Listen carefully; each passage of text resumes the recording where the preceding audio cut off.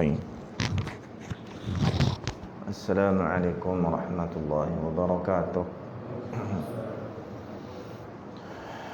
الحمد لله رب العالمين، والصلاة والسلام على سيد الأنبياء والمرسلين وعلى آله وصحبه أجمعين. سبحانك لا علم لنا إلا ما علمتنا إنك أنت العليم الحكيم، ولا حول ولا قوة إلا بالله العلي العظيم. رب يسر ولا تعسر، رب تمم بالخير، ربنا افتح بيننا وبين قومنا بالحق وأنت خير الفاتحين. أما بعد، Alhamdulillah, bersyukur pada Allah Subhanahu wa taala atas nikmat iman dan Islam. Mudah-mudahan kita memperoleh kebahagiaan hidup di dunia dan di akhirat insya-Allah. Jadi kita dalam musim Maulid pada bulan Rabiul Awal, sempena dengan kelahiran Nabi kita Muhammad sallallahu alaihi wasallam. Jadi kata surau ni ada ceramah Maulid siri 1, 2, 3 anda tu. Banyak tu ceramah Maulid ni. Tempat lain dah stop dah. Kira kuliah ganti dengan, dia tak sebut ceramah Maulid, dia kata kuliah Maulid. Ceramah Maulid kan kau kono kan. Kuliah Maulid. Oh dah dah. Baik. Tadi pun tengok ngori kan.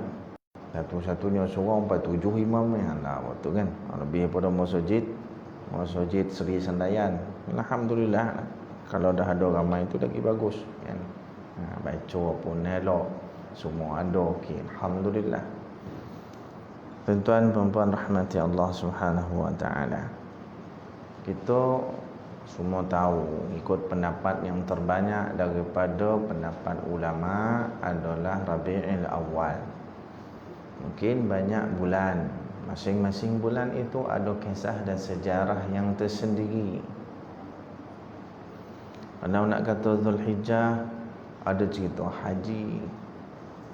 Haji ni ibadah yang lama, dulu lagi, bukan syariat Nabi kita Muhammad sallallahu alaihi wasallam saja. Kalau cerita Muharram, di situ ada kisah Nabi Allah Musa alaihi salam dan Firaun alaihi laknatullah. Dan seterusnya dengan bulan-bulan yang lain. Seolah-olahnya Allah Ta'ala nak meletakkan Rabiul Awal pun ada kemuliaan dia sendiri, sehingga dilahirkannya lah Nabi sallallahu alaihi wasallam pada bulan itu. Jadi ada disebutkan di dalam hadis yang sahih, ketika Nabi sallallahu alaihi wasallam hijrah daripada Makkah ke Al-Madinatul Munawwarah, Nabi sallallahu alaihi wasallam mendapati orang-orang Yahudi di Madinah, Yathrib ketika itu puasa. Dan Nabi bertanya, "Kenapa kamu puasa?" Maka jawab mereka, "Kami puasa kerana meraihkan kemenangan Musa alaihi salam diselamatkan oleh Allah Ta'ala daripada kejahatan, kezaliman, kedurjanaan daripada Firaun alaihi la'natullah." Jadi apabila mendengar jawapan daripada puak Yahudi Madinah tentang ibadah puasa mereka ketika itu, maka Nabi sallallahu alaihi wasallam pun menjawab, "Nahnu ahaqqu bi Musa minkum." Kami adalah lebih berhak meraihkan keselamatan, kemenangan Musa alaihissalam berbanding kamu. Maka fa amara sallallahu alaihi wasallam ashabahu bisiyamih. Maka Nabi sallallahu alaihi wasallam menganjurkan, memerintahkan sahabat semua sekali untuk berpuasa pada hari itu. Hari itu disebut hari Ashura, 10 Muharram. Jadi Nabi sallallahu alaihi wasallam menganjurkan. Tadi ni puasa tu asalnya daripada orang Yahudi. Kemudian Nabi nampak puasa itu bukannya tak bagus-bagus. Bahkan kita ni, syariat yang dibawa oleh Nabi SAW itu adalah kesinambungan daripada Rasul yang terdahulu, yang antaranya adalah Musa alaihissalam. Yang Nabi bawa tu penyempurna, kan? Kesinambungan daripada yang sebelumnya. Maka kita ni lah lebih berhak untuk meraihkan kemenangan dan kejayaan Musa alaihissalam. Maka Nabi pun puasa. Kemudian kalaulah meraihkan keselamatan daripada Musa alaihissalam, kejayaan yang menempuh dugaan yang melibatkan nyawa. Falamma tara al-jam'an, kata Allah Taala, apabila dah bertemu, kan, dua kelompok, Musa alaihissalam dengan Fir'aun alaihi la'natullah, berdepan dengan Laut Merah, belah kanan tentera Fir'aun, belah kiri tentera Fir'aun, belah belakang tentera Fir'aun, depan laut. Kata sebahagian pengikut Musa alaihissalam, inna lamudrakun, kata dia. Oh, habislah kita, kena bunuhlah kita dengan Fir'aun macam ni, kena tangkaplah kita, kata dia. Jawab Musa alaihissalam, kalla inna ma'iya rabbi sayahdin. Takkan sekali-kali kita akan kalah. Allah pasti akan memberikan pertolongan dia, dan kita pasti akan menang. Macam tu keyakinan Musa alaihissalam yang disebut dalam Quran. Berpegang betul dah dengan Allah Subhanahu wa taala. Kan? Padahal tentera kanan kiri belakang ni nampak dah semakin lama makin dokek, makin lama makin dokek, makin lama makin torang ni. Dalam sebahagian riwayat kitab sejarah menyebut tentera Fir'aun ketika tu berjumlah 1,600,000 jumlah. Itu bukan jumlah yang kecil, jauh daripada jumlah pengikut Musa alaihissalam. 1.6 juta ni, kanan kiri belakang, ngimpit depan laut, kan? Dah habis dah. Apa nama, down lah pengikutnya Musa alaihissalam, down. Dia iman, mengikut, sanggup mati, tak apa.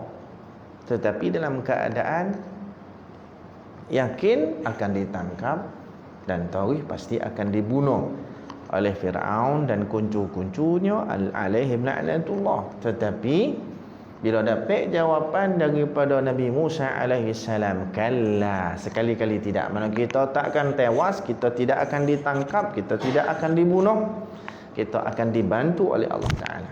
Inna ma'iya rabbi sayahdin, sungguhnya serta aku ada Allah, ada Tuhanku, sayahdin, yang akan pasti memberi tunjuk macam mana kita nak selamat. Allah wahyukan kepada Musa alaihissalam, anidrib bi'asakal bahr fanfalaqa fa kullu firqin qattawdin azim. Al-ayah. Pukul tongkek kau ke laut, tongkek dia kecil ya. Tabalah laut sehingga ditobing jadi dua tobing laut, yang tu satu tobing tu macam gunung yang besar. Lalu selamat. Maka kata ulama sebahagian ni, meraihkan kemenangan Musa alaihissalam tu dibuat oleh orang Yahudi Madinah. Maka Nabi kata, kami lebih berhak berpuasa. Puasa tu bentuk apa? Meraihkan. Bermakna kami lebih berhak meraihkan kemenangan Musa alaihissalam berbanding kamu. Meraihkan keselamatan. Allah menyelamatkan Musa. Datangkan pula lahirnya Nabi sallallahu alaihi wasallam. Salah tak? Bahkan lebih-lebih patut meraihkan kelahiran Nabi berbanding meraihkan oleh Nabi tentang keselamatan Musa alaihissalam. Kan? Sebab yang Nabi bawa kesinambungan daripada apa yang saudara Musa alaihissalam sebelum itu bawa. Kita ni pula mengikut apa yang dibawa oleh Nabi sallallahu alaihi wasallam. Lebih-lebih patutlah kita raihkan satu kelahiran yang sangat besar dan agung. Sebab tu Kita sekarang ni semakin lama, semakin kuat, semakin menobak yang anti maulid ni. Kan? Anti maulid tahu tak? Jadi masalah ni. Dengan kita itu tak kira lagi kalau bergondang dengan qasidah ataupun qasaid dengan burdah burdah Imam Busiri rahimahullahu taala. Ni lebih-lebih lagi lah. Kalau dalam riwayat menyebut Abu Lahab yang ada satu surah Allah mencelakakan dia, datang satu hadis menceritakan, bahkan pernah ada riwayat Ibnu Abbas radhiyallahu ta'ala, bukan Ibnu Abbas, Al-Abbas, bapa kepada Abdullah bin Abbas radhiyallahu ta'ala anhuma, mimpi bahawa Abu Lahab dalam neraka dan dia beritahu bahawa dia diringankan setiap hari Isnin tentang azab di dalam neraka.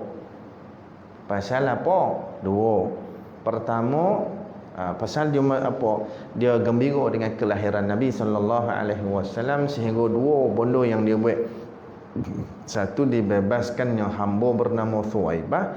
Nombor dua, nyembelih unta beri makan buat kenuri. Kan? Maka dengan sebab itu dia sendiri nyebut, ini riwayat kata dalam mimpi Al-Abbas radhiyallahu anhu disebut inilah sebab dan diringankan azab. Kan? Tu ada satu surah Abu Lahab tu. Allah mencelakakan dia, tabbat yada abi lahabin wa tabba. Celakalah tangan Abu Lahab secelaka-celaka Sebab apa Allah celakakan dia? Sebab mulut dia mencelakakan Nabi sallallahu alaihi wasallam ketika selepas daripada balik peristiwa Mi'raj. Nabi SAW himpunkan orang Mekah cerita. Abu Lahab sebut, ya Muhammad, ini kau sebab kau kumpulan kami susah-susah nak dengar cerita kau ni. Ayat ni lah, tabballaka ya Muhammad, kata dia, celaka ke Muhammad, tahu turun wahyu, tabbat yada abi lahabin. Kan? Sebenarnya yang celaka tu Abu Lahab, bukan celaka kau terhadap manusia yang mulia tu. Jadi Nabi SAW lahir bawa 1001 kebaikan kepada manusia, termasuk orang kafir. Allah sebut, wa ma arsalnaka illa rahmatan lil alamin. Kan? Tidak kami utuskan engkau Muhammad melainkan rahmat untuk sekalian alam. Alam ni pun semua sekali. Kalau manusia tu masuk kafir, yang mukmin semua ada. Kan? Bahkan ada pendapat ulama yang terbaik daripada malam-malam hitungan masa dan peredaran dunia adalah yang paling mulia itu adalah malam kelahiran Nabi sallallahu alaihi wasallam, katanya. Barulah lepas tu ikut malam Al-Qadar, lepas tu malam Isra' dan seterusnya. Ada yang berpendapat begitu, walaupun tidak sepakat ulama. Nak ngabarkan agungnya peristiwa kelahiran Nabi sallallahu alaihi wasallam yang kita raikan setiap tahun ni. Bukan rai kita beronggeng, tidak. Dengan salawat salam dengan tazkirah dengan ceramah mengingatkan kita dengan agama, mengingatkan ataupun menceritakan tentang kepribadian Nabi, cerita tentang sejarah kehidupannya, cerita tentang perjuangannya, cerita tentang wahyu yang datang pada dia, macam-macam cerita. Itu kan semua elok. Tang mano kata bid'ah. Itu masalah tu. Kan? Tiap-tiap kali asal masuk Rabiul Awal ni, puak-puak ni pun masuk dah. Push bunuh-bunuh kata-kata qasad ni terhadap meraihkan maulid Nabi. Kau takut bahasa-bahasa tu dia penyompak, besok dia tak dapat syafaat. Wal'iyadzubillah. Itu aja. Kan? Kadang-kadang bahasa tu tak terkawal dah. Penghinaan, dia nak bantai kita, sedangkan dia tak nampak. Dia juga menghina Nabi Muhammad sallallahu alaihi wasallam. Ada yang terbaru ni, dia kata kita kena belajarlah salawat tanpa menyebut sayyidina. Apa masalah kau?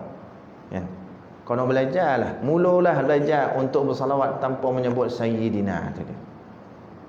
Dia nak berbagi kita, dia tak nampak dia telah menghina berapa ribu, berapa juta para ulama, termasuk Al-Imam Syafi'i rahmatullahi alaih. Kan? Yang menganjurkan kita sebut sayyidina. Baru belajar 2-3 tahun, Pak. Baru korek sini sikit, korek sini sikit, korek sini sikit. Mendabi dado kata terhebat dah dalam ilmu agama, kan? Jadi ini daripada kalangan masyarakat Melayu kita yang datang fitnah makin lama makin menobal, makin lama makin menobal. Tu masuk mana-mana kampung, masuk mana-mana daerah, masuk colah-colah taman semua. Pahaman-pahaman begini, kan? Memang pahaman begini tak layak duduk mana-mana tempat kita, tak layak. Penyebab pada pecah bolah je ni. Zikir, tak ada masalah zikir jamaah ni, kan? Masalah daripada kau membuta kat rumah balik, yalah eloklah sembahyang jamaah balik membuta, eloklah berzikir, kan? Itu pendapat kau dari sudut logik. Logik kat mana ada hadis Satu hadis riwayat Imam Bukhari sahih. Saya bukan pandai-pandai, taklah pandai bonan, tapi kita nak kongsi supaya benda ni jelas.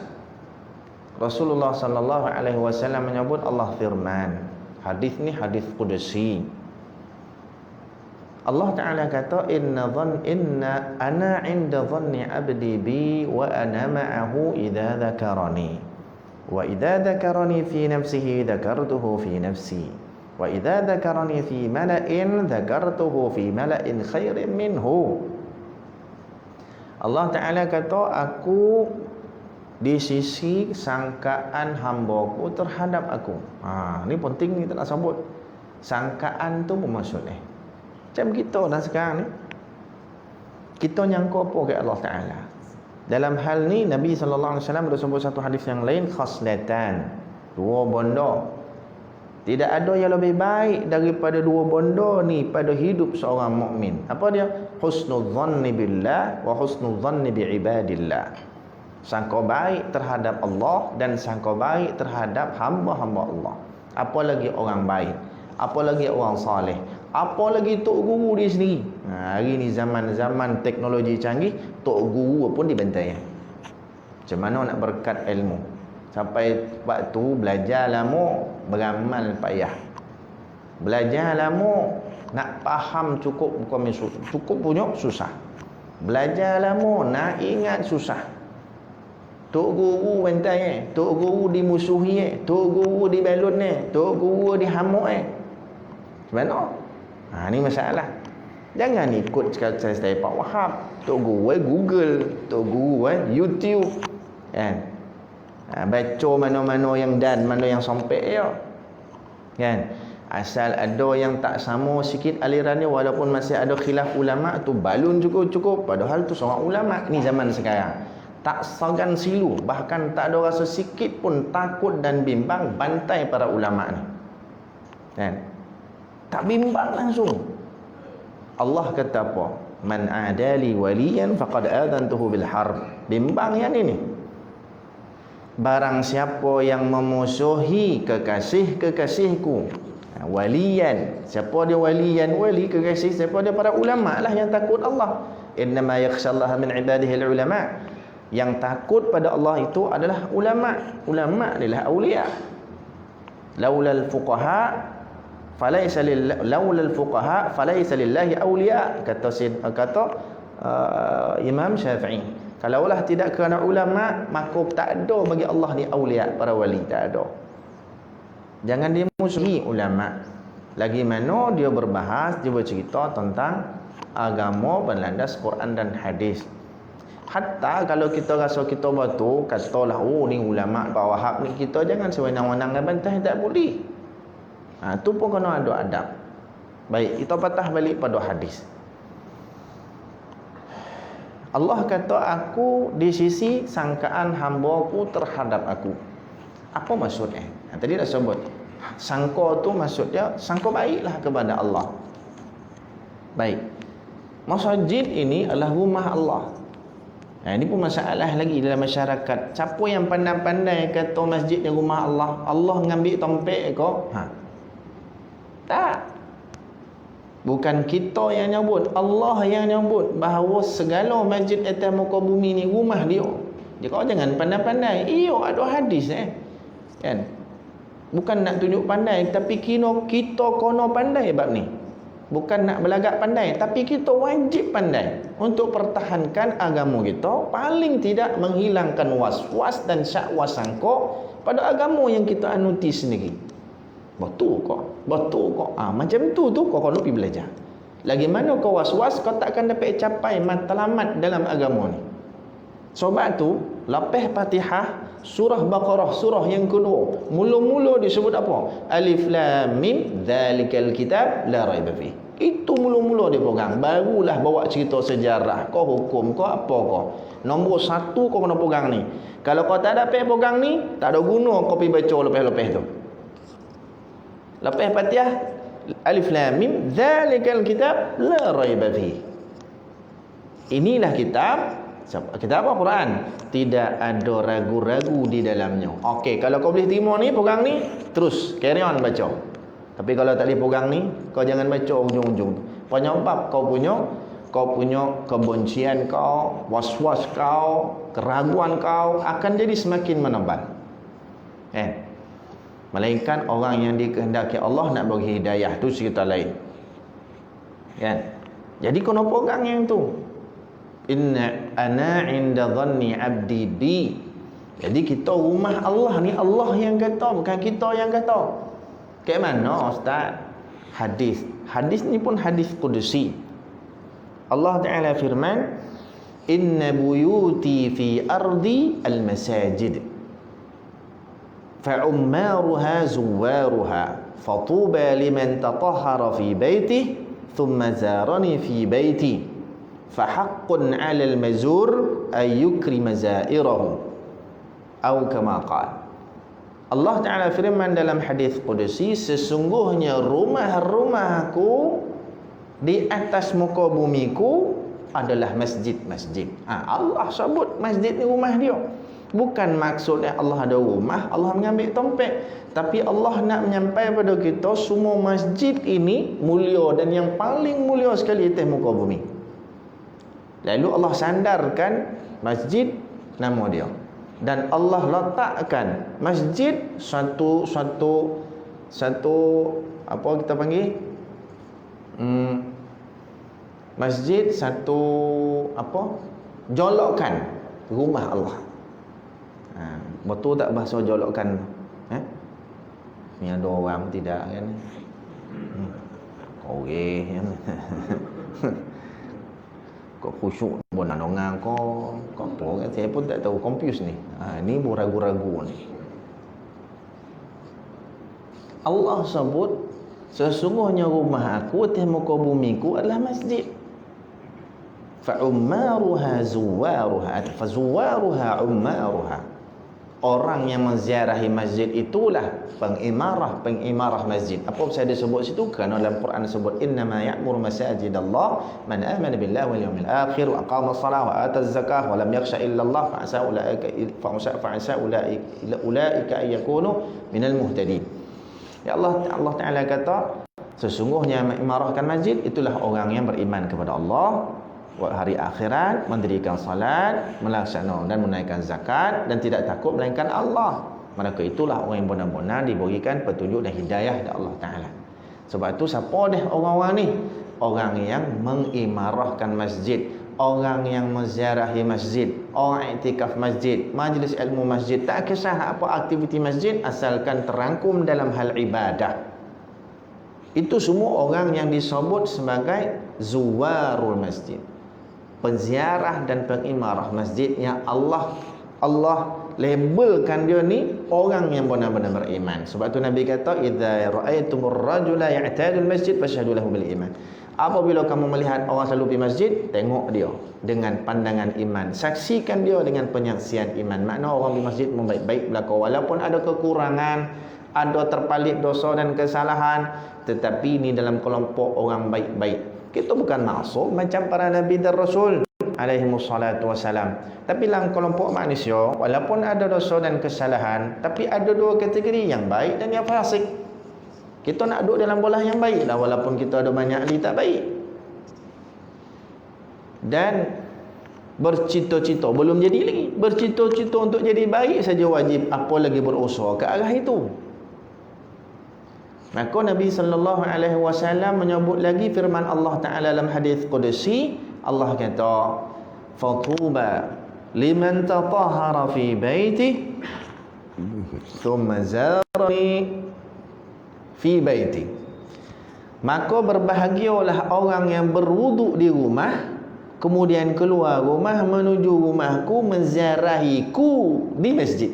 Thumma zarani, kemudian menziarahiku, kata Allah. Macam Allah ada tempat tak? Nak nyebut masjid tu mulia, seolah-olah kita masuk masjid, Allah ada dekat situ. Seolah-olah nak menggambarkan kemuliaan, bukan nak menggambarkan Allah tu tempat, nak menggambarkan masjid tu dengan kemuliaan ni. Thumma zarani, kemudian dia menziarahiku di masjid. Kenapa Allah menyebut dan menisbahkan, mengitlakkan dia dengan masjid, nama dia dengan masjid? Kerana dalam masjid khusus untuk menyebut nama Allah, wa yadhkuru smallaha fi, dan menyebut nama-nama Allah di dalam masjid. Dalam masjid layak zikir, layak semayang, layak i'tikaf, layak apa segala benda yang melibatkan zikir pada Allah, melibatkan perkara ibadah pada Allah, itulah tempat yang paling khusus, masjid. Sebab itu disebut rumah Allah. Kemudian Allah Taala sebut lagi, fahaqqun 'alal mazur ay yukrima zairahu, maka menjadi kewajipan kepada tuan rumah untuk melayan tetamu. Ini poin paling besar saya nak sampai tadi ni. Maka menjadi kewajipan ke atas tuan rumah. Siapa tuan rumah sekarang? Allah. Tapi kau nak faham betul-betul, clarify betul-betul. Allah tak ambil tempat. Tadi dah jelaskan. Janganlah ada lagi perempuan apa tu kau nak Allah ni. Tak ada dah sebut dah tadi tu. Jadi Allah kata menjadi kewajipan tuan rumah. Siapa tuan rumah? Diri dia.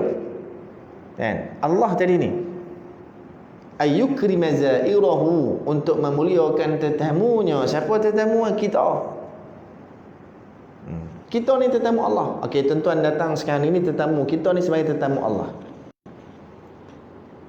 Kalau untuk mendokekkan lagi kepahaman ni macam ni. Kalau saya bertamu rumah tuan-tuan, kan, kebetulan rumah tuan-tuan bola kucing berak kat luar tu, kucing kat laman.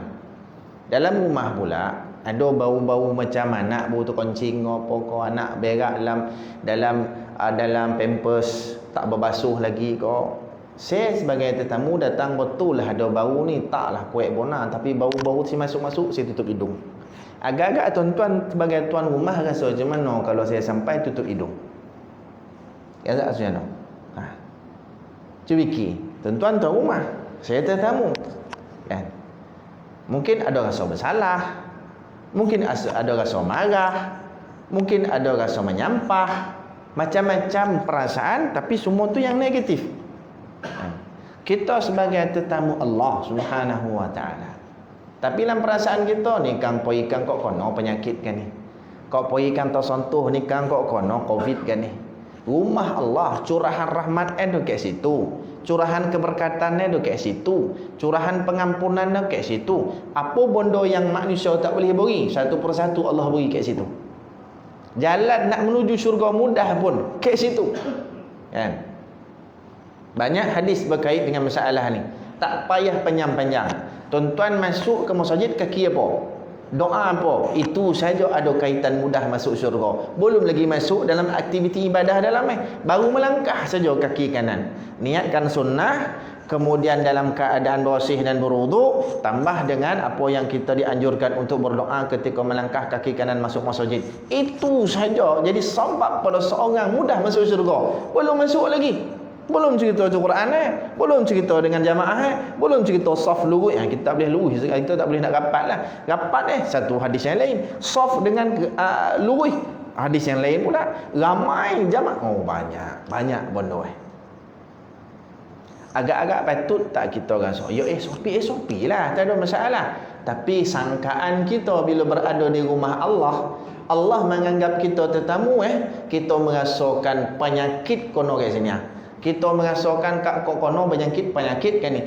Sungguh pun kalau ada orang terkena jangkitan, jangan kata COVID, demam boleh, denggi boleh, apa penyakit pun boleh sampai kalau Allah berkehendak. Tapi jangan sekali-kali sangka buruk dengan Allah, masuk masjid ni tempek dapat penyakit. Kita dah jauh tersasar daripada ibadah. Mungkin serban kita besar dan tobat. Mungkin kita punya jubah labuh meloseh. Mungkin kita biji tasbih besar-besar penumbuk, tapi semua tak ada nilai kalau kita sangka buruk dengan Allah Subhanahu Wa Taala. Tak nak. Ni benda yang kita kena jaga. Supaya masalah hari ni, kita jaga kita jaga kita. Kenapa tidak orang beriman Allah jaga kita? Kan? Mungkin ada maknanya baguslah. Tapi kita tak boleh nak menafikan. Kan? Kita semua orang beriman. Mungkin slogan itu nak kita nak kata apa? Menyeluruh orang Islam dengan orang tak Islam. Tapi kalau kita dah memang orang Islam, kaki masjid, kan elok kita pakai hashtag kita sendiri, kononlah Allah jaga kita. Masuk masjid, Allah jaga kita. Jangan lagi kita jaga kita. Siapa yang jaga kita? Allah jaga kita. Pegang yang itu. Tapi kita tidaklah nak menyalah-nyalah beria bona orang kata kita jaga kita, tiwi tak boleh ni, syirik ni. Taklah kata macam tu. Tapi bila kita berada di masjid untuk pegang sangka baik pada Allah, masuk Allah jaga kita. Bukan lagi bahasa kita jaga kita. Pakailah topeng macam mana pun. Jaraklah sejauh mana, seorang senyap, tengah seorang tak ada. Allah kata jaga kono. Innal ummata in ijtama'at ala an yanfa'uka bi syai'in lam yanfa'uka illa bi syai'in qad katabahu Allahu lak wa in ijtama'u ala an yadurruka bi syai'in lam yadurruka illa bi syai'in qad katabahu Allahu 'alaik. Kan? Rufi'al aqlam wa jaffatus suhuf. Nabi sallallahu alaihi wasallam kata kalau sekiranya seluruh manusia kesemua sekali berhimpun untuk memberikan manfaat kepada kamu, nescaya seorang pun tak boleh beri manfaat melainkan apa yang telah ditentu dan ditetapkan oleh Allah. Dan sekiranya seluruh manusia semua sekali atas muka bumi ni, berapa bilion, berapa trilion manusia, manusia bilionnya tak apa trilion lagi, duit sampai dah trilion, manusia bilionnya berhimpun semua sekali ala ayadurruka bi syai'in, untuk memberi mudarat kepada kamu. Lam yadurruka illa bi syai'in illa qad katabahu Allah 'alaik. Lam yadurruka illa bi syai'in qad katabahu Allah 'alaik. Tak ada seorang pun manusia akan mampu memberikan mudarat kepada kamu melainkan apa yang telah ditentu dan ditetap di Allah. Ini orang mukmin pegang. Tetapi tidak menafikan usaha pegang. Saya nak kobarkan tadi bagaimana sangka buruk kita lama bona bertapaklah hati kita. Dalam sembahyang Allahu Akbar, sangka buruk dengan Allah. Dalam zikir subhanallah, sangka buruk dengan Allah. Dalam i'tikaf berzikir kita, sangka buruk dengan Allah. Pakai jubah ke serban, sangka buruk dengan Allah. Mana kita tuju sebenarnya? Seolah-olah Allah datangkan pandemik ni, Allah datangkan musibah dan bala ni, liyabluwakum ayyukum ahsanu amala. Mana satu daripada kalangan mereka ni yang betul-betul beramal sebenarnya. Yang betul-betul beramal, betul-betul pada Allah Ta'ala. Bukan nak ngobarkan saya ni handa, tidak, ni sama-sama muhasabah. Kan? Sama-sama. Banyak kekurangan kita selama ni. Inilah benda yang Allah Ta'ala nakkan dari antara yang Allah berkehendak daripada kita. Amal. Supaya kita tahu kita ni hamba Allah Ta'ala. Dan itu yang sebenar-benar yang dibawa oleh Rasulullah sallallahu alaihi wasallam, yang disebut dalam hadis innama bu'ithu liutammima makarimal akhlaq. Dah cukup masuk, nak cukup masuk dah tadi. Kita sampai isyak berhentilah kan? Bunyilah pula. Patut ontok tadi tu kan. Nabi SAW kata innama bu'ithu liutammima makarimal akhlaq. Aku dibangkitkan untuk menyempurnakan akhlak yang mulia. Ini dia akhlak mulia. Baik. Apa kaitannya dengan yang saya sebut tadi? Tadi kita bercerita bagaimana sebahagian daripada masyarakat kita berburuk sangka dengan Allah Ta'ala. Ada yang nombor 2 yang ramai juga orang terlupa, berburuk sangka dia kepada Rasulullah sallallahu alaihi wasallam tanpa dia sedar. Itu cerita tadi. Sayyidina tadi tu. Kan? Antaralah banyak lagi bono yang maulid ni. Kenapa buat bono bid'ah? Sedangkan kalau bahasa mudah kampung bertempayan-tempayan dalil yang dibawa keluar ulama kenapa kita dianjurkan untuk buat maulid, kono pula zaman-zaman fitnah sekarang ni. Dianjurkan, kan? Berbaku-baku dalil dibawa dari ulama. Kenapa payah kau nak terima benda ni? Okeylah, kalau kau tak setuju maulid, okey, kau tapi jangan kau bantai orang nak buat maulid ni. Ulama bersusun cerita maulid boleh ni. Kau bantai pula sosek barik. Bersangka buruk pada ulama, sangka buruk kepada Rasulullah sallallahu alaihi wasallam, wal iyad billah. Inilah benda kita kena pegang betul-betul. Jangan tersalah ucap kita, kan? Jangan tersalah sebut tentang kepribadian Nabi sallallahu alaihi wasallam. Tanggal iman kita, pecah rotak akidah kita. Sebab masalah kita nyebut buruk sangka kita kepada Rasulullah sallallahu alaihi wasallam. Kan? Kita pun berusahalah kadang-kadang sebahagian ni. Bila sebut dek ulama hadis ni, dia cari tu betul tu. Cari bukan niat kerana cari kebenaran, tak. Nak cari salah. Ulama ni cakap betul tidak, korek sampai dia jumpa pendapat kata hadis yang disebut ulama ni dhaif, ataupun hadis sebut ulama ni maudhu', dia korek itu nak cari. Biar dapat kata ada juga orang kata hadis yang disebut dia Mamat tu Mamat tak dia, kan? Maudhu' tak dia. Ni masalah, kan? Ni bondo besar dalam masyarakat yang berlaku berkait dengan maulid ni, kan? Sedangkan kita dah sebut tadi ni, ulama kata Abu Lahab saja diringankan kerana meraihkan kelahiran Nabi sallallahu alaihi wasallam. فَمَا الظَّنُّ بِالْعَبْدِ الَّذِي كَانَ عُمْرُهُ وَمَاتَ مُوَحِّدًا. Macam mana pula orang yang meraihkan tu orang beriman, mati agama tauhid. Abu Lahab saja pun dapat keringanan. Mudah-mudahan kita lebih-lebih lagi. Bukan keringanan anak kau dengan aku tak ada cerita, a'udzubillah, syurga cerita, kan? Kita biasa solawat tu macam mana solawat ni? Macam mana? Wa salatullah ala Ahmad ada tahriris suturi Ahmadul Hadi. Apa? Ahmadul Hadi Muhammad sahibul wajhil muniri. Betul tak? Entah ya tak tidak. Koreh dah. Orang nak minta bantuan lah, kan? Tak ada mulih minta tolong.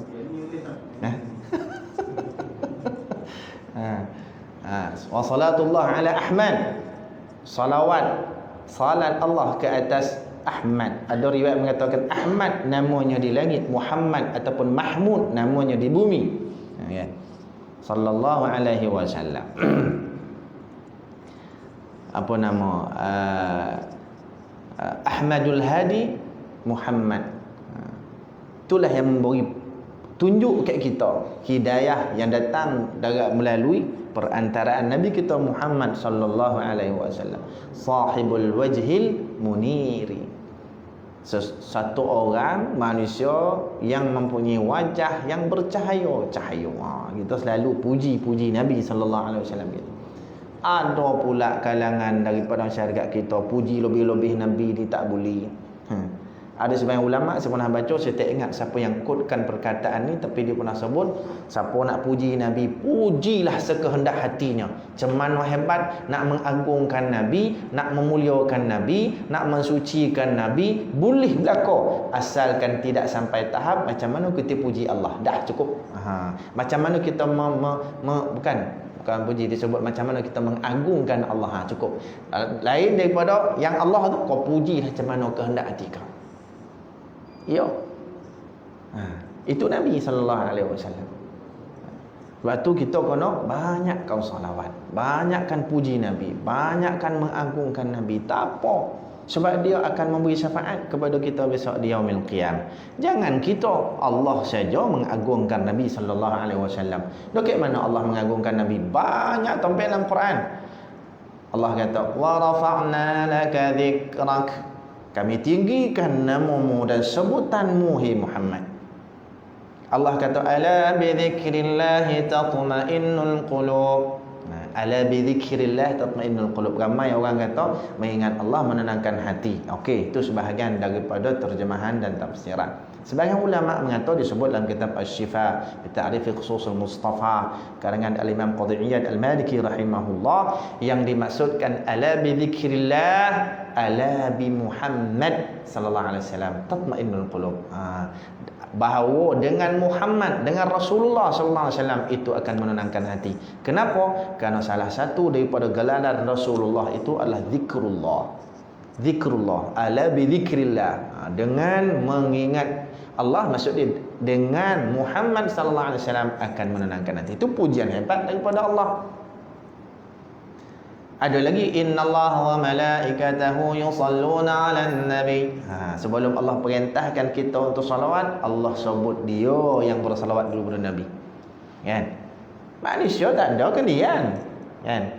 Patut yang wajar-wajar Allah perintahkan kita dulu. Salawat kepada Nabi. Malaikat salawatkan Nabi. Baru Allah. Pasal Allah yang gajah Allah yang hebat Kan? Tak, Allah dulu.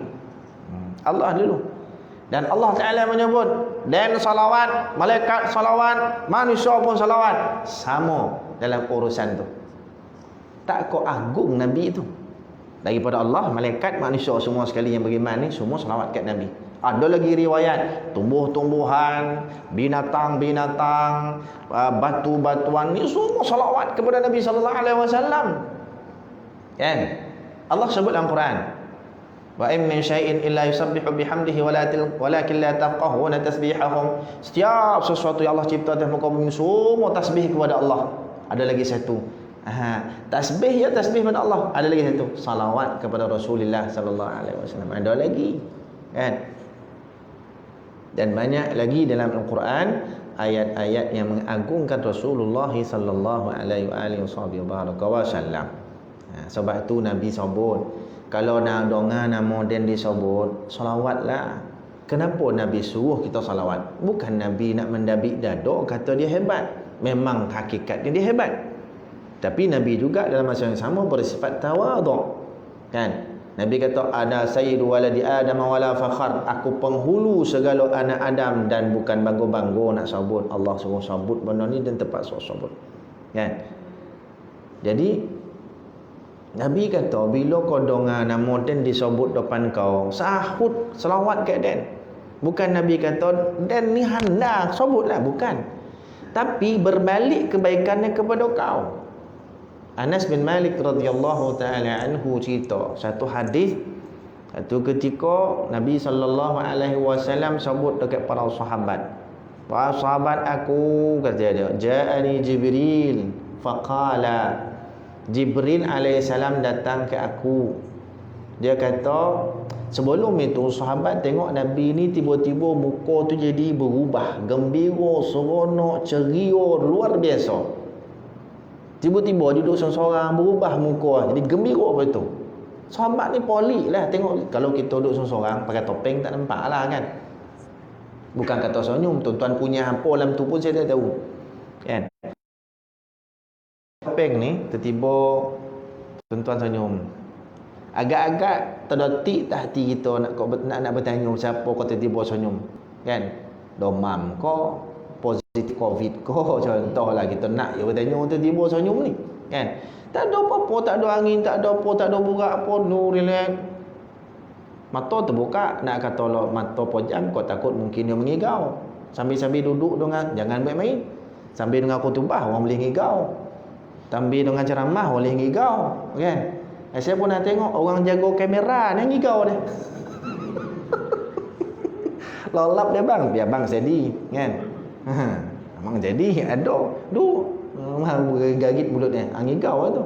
Coba kat rumah sebelum datang merakam, dia berkelahi dengan bini yang bawa juga tu yang mimpi ngigau. Jadi Kalau tiba-tiba senyum, maun kita bertanya. Nabi SAW lebih kurang tu lah sahabat tanya, apa jadi macam tu? Dia kata tadi Jibril alaihissalam datang ke aku beri khabar. Allah Subhanahu wa taala beritahu sesungguhnya ya Muhammad, siapa yang bersalawat ke atas kau sekali, aku akan salawat pada dia 10 kali. Gembira Nabi. Yang umat dia salawat ke atas dia sekali, Allah nak beri kat dia tu 10 kali. Sebab tu Nabi kata, kalau dia nama dan disebut depan kau, jangan lupa salawat. Sebab Allah nak beri ni banyak kat kau. Tu tujuannya, untuk kebaikan kita. Kalau kita lain, kalau kita ada title, contoh title kita Datuk Seri ke, Tan Sri ke, tiba-tiba dalam ucapan apa ni kita duduk sebagai tetamu kehormat, sebut nama aja, Haji je, katakan nama saya ada Tan Sri contohlah, dia tak akan jadi punya insya-Allah. Tapi kata contohlah saya ada Tan Sri, tiba-tiba saya tetamu kehormat, katakan Cik Mat pun berucap sebagai wakil surau, kita hari ni ada tetamu Tuan Haji Kushairi, saya pun pandang jolingnya, Tan Sri dan mana kau humbanan kan, dan ada Tan Sri, kau sebut Tuan Haji, mana kau humban Tan Sri, contoh kan, tu kan macam tu terasa kan. Tu kalau kita. Nabi bukan macam tu. Dan Nabi salawat tak salawat ke dan bukan. Nabi nak tu kita baca sebab dia nak pulangan Allah begitu. Kan? Kau kalau dengar nama moden salawat, dengar nama moden salawat, kau sambut dengan salawat. Sebab Nabi nak Allah bagi sebagai umat yang istimewa. Bagi 10 salawat tu pula kata ulama maksud dia rahmah. Ini khilaf ulama banyaklah, tapi kebanyakan dia sebut yang maksud salawat Allah teh kita, salawat kita pada Allah tu pernah disebut oleh sahabat, ya Rasulullah, kalau salam kepada kamu kami tahulah, wa kaifa salatuna alaika ya Rasulullah, macam mana pula salat atas kamu, kalau salam atas kamu kami tahu, assalamu alaika ya Rasulullah. Ni mula-mula kan, mula-mula maksud macam kita dah tahu lama, ini sahabat zaman permulaan. Kalau salam tu kita tahu assalamualaikum ya Rasulullah, tapi kalau salawat ke atas kau macam mana bunyi? Nabi pun aja faqulu, sebut Allahumma salli ala Muhammad. Ni yang puak-puak tu khabar tak boleh sayyidina ni. Nabi aja pun tak ada sayyidina, kau tiba-tiba letak Nabi sebut, Nabi tak nak ditinggi-tinggikan diri Itu di antara pandangan ulama, sebab Nabi sentiasa bersifat tawadhu'.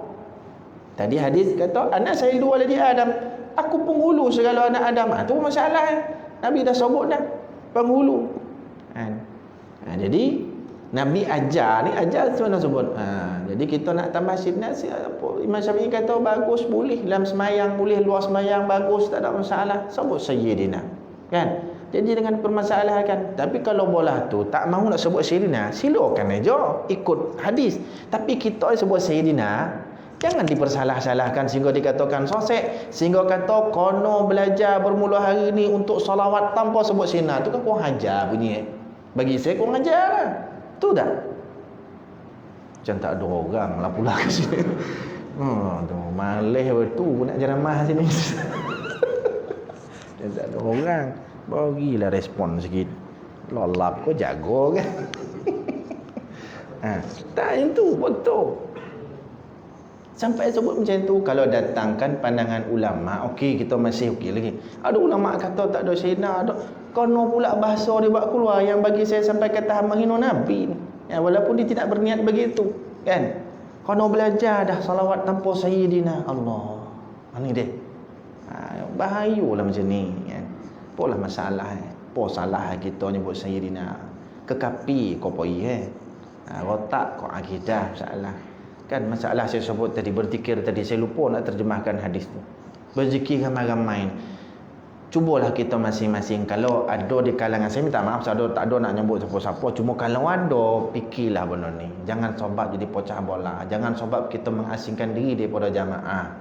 Jangan asingkan sehingga nanti terbit penyakit apa? Penyakit riak. Kita tak sedar benda ni akan terbit. Iya. Assalamualaikum pun keluar. Assalamualaikum pun keluar. Contoh Akhirnya menarik perhatian orang untuk bertanya. Kita pun jawab. Akhirnya kita merasakan kita handal. Itulah penyebab habis semua amal kita. Kita rasa okey, tapi hakikat ialah hancur lebur habis amal kita. Kan? Kita berasing pada orang buat satu benda yang kita tak buat. Kemudian belakang pada tu kita ada hujah kita. Akhirnya kita rasa kita handal.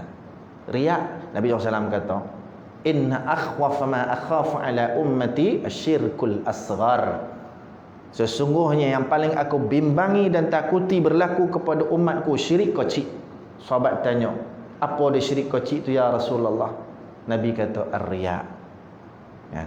Ini masalah. Jadi bila berzikir macam Tuan Haji Musa zikir tadi, kan? Tu dengan la ilaha illallah tu sangat bagus. Ajak masyarakat taman kita berzikir. Dah kalau tak buat macam tu, tak mau berzikir. Bagi saya lah, saya tak kata orang kalau saya tak ajak berzikir macam tu, balik rumah TV lah jawab. Mau tak kita balik rumah, pontang sejadah, zikir seorang. Itu kalau ada, bagus. Tak payah apa sebenarnya, balik je. Pontang sejadah, subhanallah, subhanallah, subhanallah. Okey, bagus. Tapi itu pun akan dibimbangi, sangkut riak juga. Orang lain tak buat, dia buat. Kan? Tak apalah. Kita sikit-sikit kan. Kalau tak buat jamaah, okey balik rumah baik sendiri-sendiri. Sebab ada ulama ramai juga kata begitu. Zikir seorang-seorang tu lagi bagus. Tapi dalam hadis qudsi tadi, Nabi SAW menyebut, Allah firman, wa in dzakarani fi mala'in dzakartuhu fi mala'in khairin minhu. Kalaulah si dia itu, si hambaku menyebutku, mengingatku dalam bentuk jamaah, mala'in ni makna satu kelompok ramai. Dzakartuhu fi mala'in khairin minhu. Aku menyebut dan mengingat dia dalam jamaah yang lebih baik daripada dia. Jamaah tu maksud dia Allah sebut dia, dan Allah perintahkan malaikat untuk juga menyebut dia, mengingat dia. Nampak tak? Itu kan dalil kata ulama hadis tu sahih. Riwayat Imam Bukhari. Itu dalil menyebut kata sebahagian ulama zikir secara jamaah itu boleh. Kan? Kemudian sebut kuat-kuat. Oh, kalau jamaah pun jamaah lah, tapi jangan kuat-kuat, jangan tinggi-tinggi suara. Sonyap ya. Ibnu Mas'ud radhiyallahu taala anhu, riwayat Imam Bukhari juga. Dia kata apa? Raf'u sawti bidzikri kana fi ahdi Rasulillah sallallahu alaihi wasallam. Meninggikan suara ketika berzikir itu memang berlaku zaman Nabi sallallahu alaihi wasallam. Ibnu Mas'ud sebut radhiyallahu taala anhu. Riwayatnya daripada disebut dalam kitab Sahih Bukhari. Jadi ini benda yang diperkelahikan di masyarakat. Sampai bila disebut kerana benda tu masih berlaku. Bukan masih berlaku tu kecil-kecil, tak ada, makin menambah. Terutama bila sampai saja musim-musim Maulid ni, dia ada serangan-serangan ni daripada puak-puak ni. Dah makin lama makin daring bahasa. Dah makin lama makin menakutkan bahasa. Kan? Dan sekarang ni para ulama dan asatizah yang selama ni sonyap tengok tak boleh dah. Kono menjawab juga. Tak boleh duduk diam. Sebab ni akan mempengaruhi masyarakat jadi lebih tahu lagi. Kan? Boleh ke? Tak boleh ke? Boleh ke jadi ragu-ragu. Kan? Sebab tu perhatilah. Boleh baca banyak. Kita kena rajin membaca, rajin bertanya orang-orang alim dan para ulama. Di samping hadirlah dalam majlis-majlis ilmu. Jangan takat search Google, buka YouTube, program terus sampai ke mati. Tak jadi. Duduk majlis para ulama. Alaika bimujalasatil ulama wasma' kalamal hukama fa innallaha la yuhyil qalbal mayyita binuril hikmah kama yuhyil ardal mayyit biwabilil matar.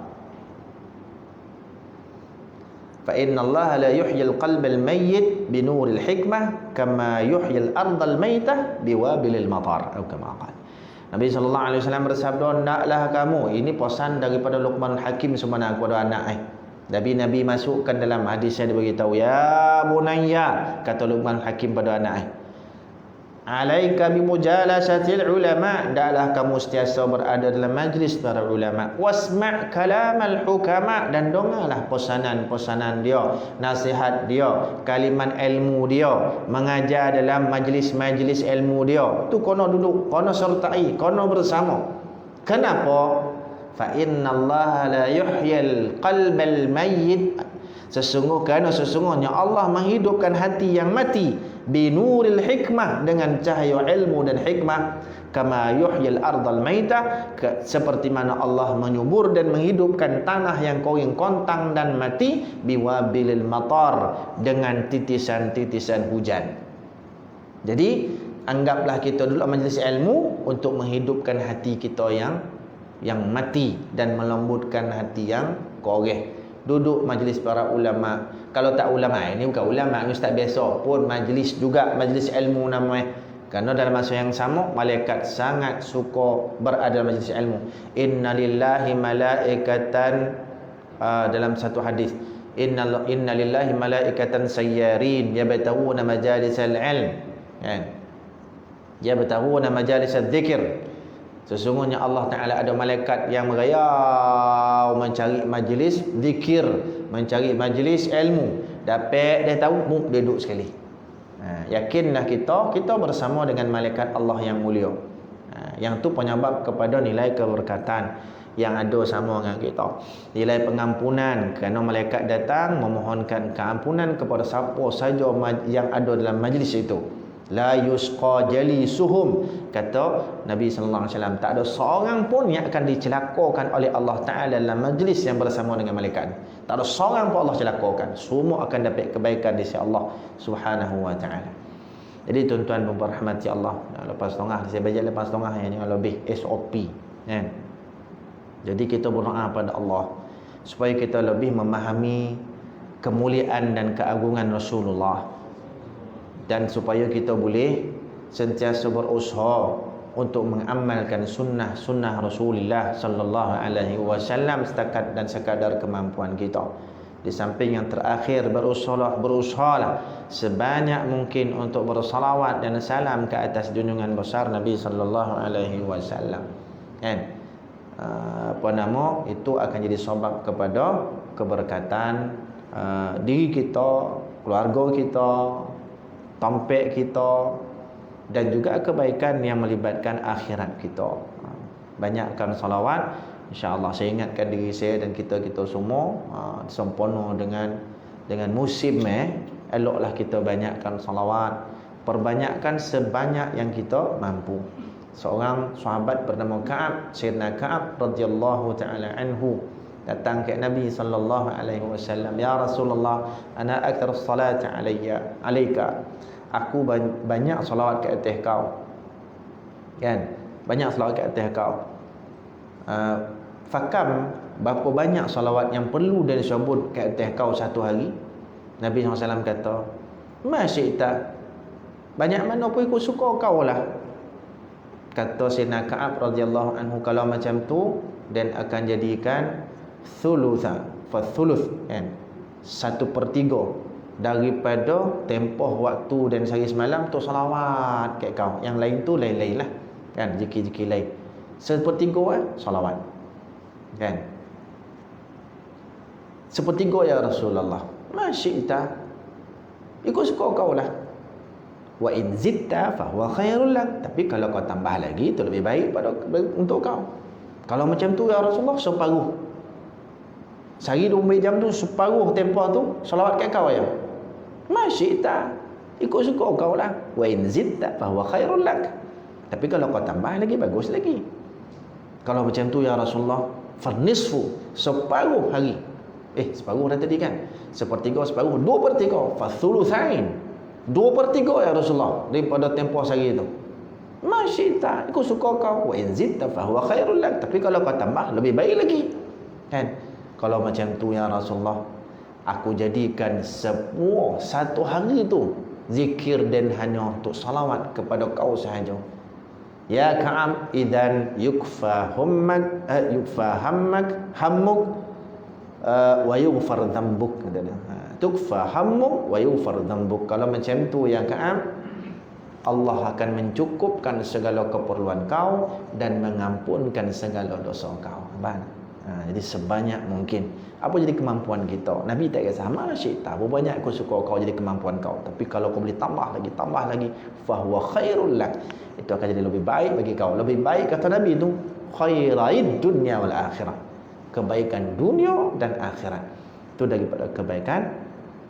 Salawat dan salam ke atas junjungan besar Nabi kita Muhammad sallallahu alaihi wasallam. Tuan-tuan puan rahmati Allah, mudah-mudahan beri manfaat pada kita semua. Telajak kasar bahasa saya minta maaf, tapi yang baik itu semuanya daripada Allah, kurang daripada kelemahan diri saya sendiri. Aqulu qawli hadza wa astaghfirullahal azim li wa lakum wa sallallahu ala sayyidina wa maulana Muhammad wa ala ali sayyidina wa maulana Muhammad. Subhanakallahumma wa bihamdika asyhadu an la ilaha illa anta nastaghfiruka wa natubu ilaik. Allahumma arina al-haqqa haqqan warzuqna ittiba'ah wa arina al-batila batilan warzuqna ijtinabah. Allahumma faqihna fid din wa 'allimna at-ta'wil. Allahumma rabbana zidna 'ilman warzuqna fahma.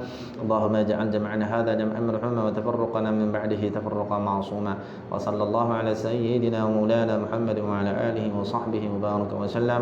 سبحان ربك رب العزة عما يصفون وسلام على المرسلين والحمد لله رب العالمين. السلام عليكم ورحمة الله.